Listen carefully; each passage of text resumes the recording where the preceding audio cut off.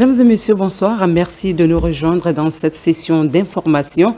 Comptabilité écosystémique, il s'agit d'évaluer de manière crédible le potentiel forestier et agricole du pays.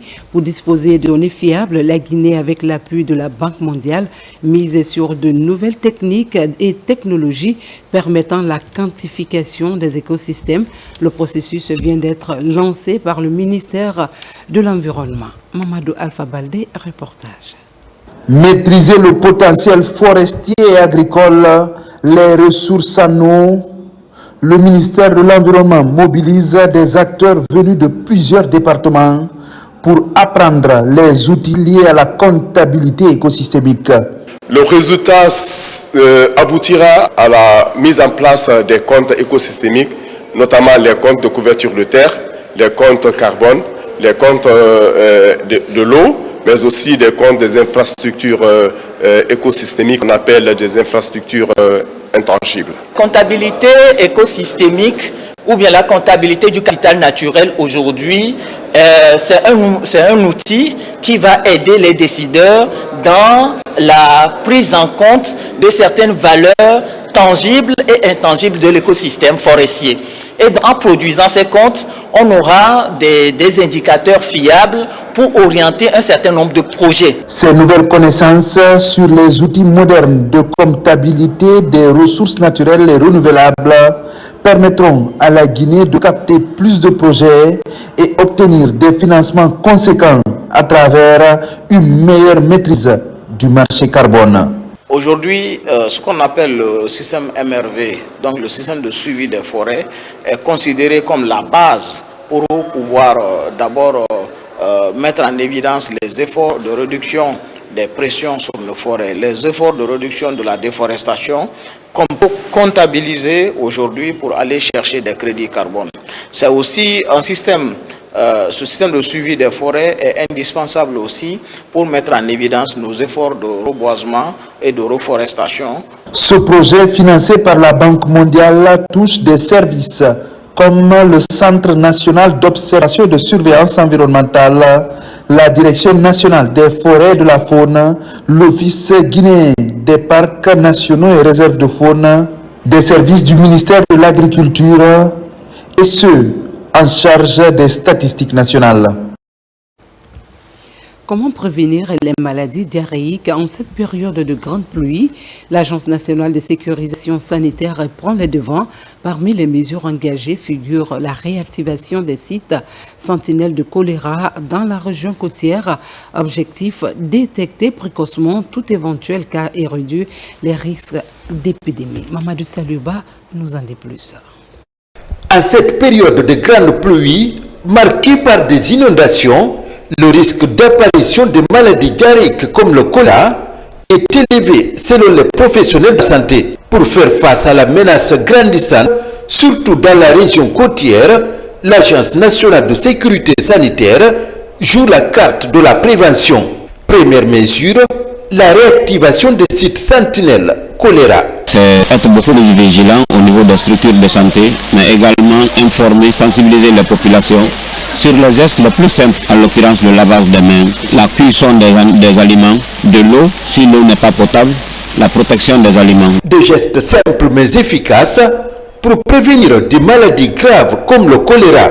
À Conakry, dans le Grand Ratourement, l'une des communes exposées à la maladie, les équipes des sites sentinelles sont prêtes à détecter tout cas suspect. Les agents de santé ont été outillés, équipés par rapport à cette prévention contre cette maladie. Nous allons mener des opérations de supervision et l'accompagnement aussi des agents sur le terrain. Tout cas suspect qui sera identifié, nous allons aider à ce que ces cas suspects soient amenés dans le centre de traitement le plus proche. La prévention étant considérée comme l'arme la plus efficace dans la lutte contre les maladies épidémiologiques, l'ANSS appelle à la sensibilisation des communautés à tous les niveaux. Former les formateurs pour mieux préparer l'arrivée, c'est le défi que s'est fixé l'École nationale des professeurs d'enseignement technique et professionnel. À Conakry, l'Institut organise une session de renforcement de capacités à l'intention des enseignants en dessin technique, une initiative du ministère de l'enseignement technique qui entend adapter l'apprentissage aux réalités et exigences du marché de l'emploi. Le point avec Moussa Komara.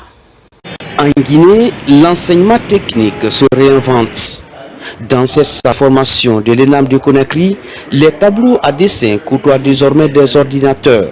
Ici, depuis 2 semaines, des formateurs sont à l'école de la modernisation. Cette session spéciale vise à outiller les enseignants en dessin technique avec des compétences adaptées aux standards internationaux. Nous considérons le dessin technique comme un métier sous tension au sein du ministère de l'enseignement technique et de la formation professionnelle. Ça signifie que le système a besoin de formateurs pour que nos formateurs puissent s'habituer à la fois à dessiner comme à l'ancienne sur les tables de dessin, mais aussi à se former avec des logiciels actuels afin d'aboutir à la deuxième composante du programme Simandou, c'est-à-dire l'éducation et la culture. Dans les ateliers, la CRE laisse place aux logiciels de conception assistés par ordinateur.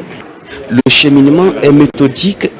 Renforcer la pédagogie, intégrer le numérique et préparer les apprenants à un monde professionnel en pleine mutation. Le dessin technique, c'est purement une éducation professionnelle.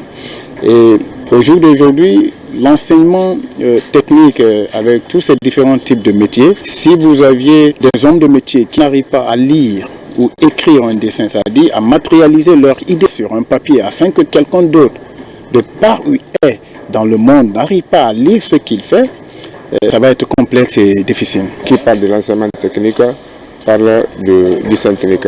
Un technicien qui ne sait pas lire les dessins est un routinier. À travers cette initiative, l'AMPET, sous l'impulsion du ministère de l'enseignement technique, de la formation professionnelle et de l'emploi, trace une nouvelle ligne directrice, celle de l'excellence dans le secteur. À présent, la campagne de vulgarisation du projet de nouvelle constitution dans la commune de Matoto, jeunes et autorités locales s'approprient le contenu de ce texte. Une démarche citoyenne appuyée par la Miss RTG 2025 à travers son initiative Wongai Innovation.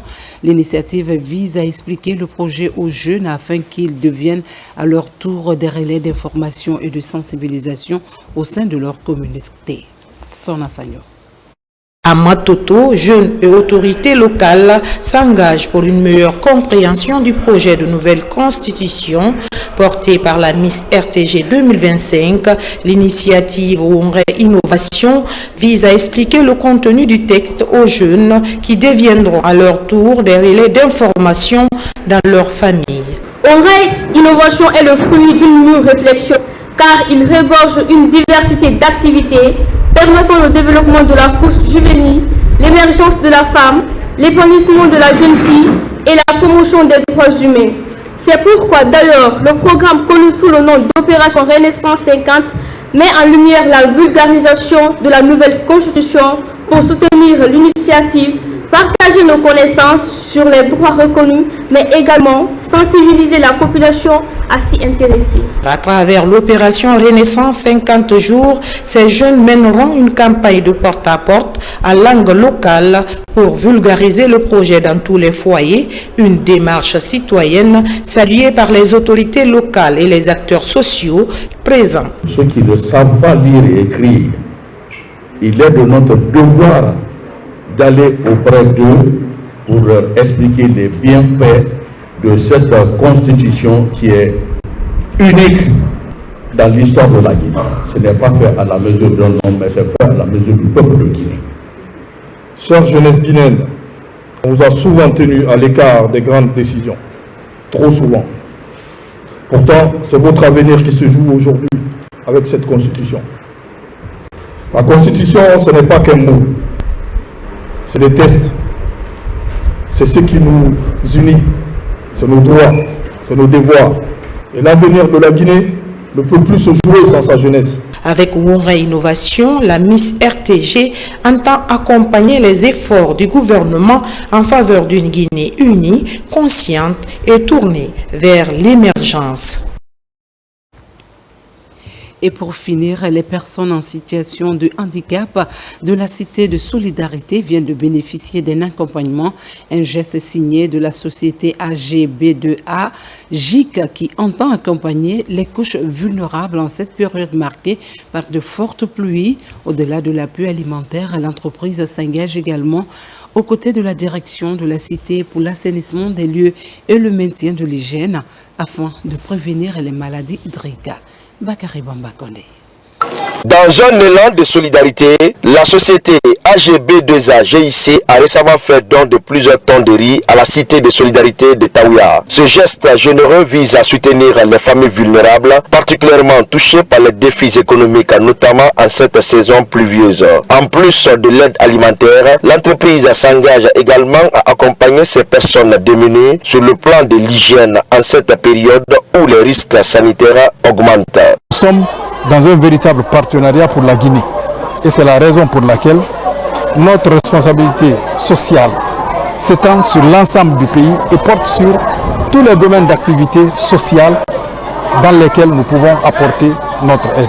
AGB2A GIC ne se limite pas à la distribution de riz. Elle a également prévu des sessions de sensibilisation sur l'hygiène personnelle et environnementale, ce qui doit permettre aux habitants d'apprendre des pratiques essentielles pour prévenir les maladies hydriques et autres infections courantes durant la saison des pluies. La première fois, on a eu l'appui par là. À travers les ordines, c'est notre souci sérieux au niveau de la cité.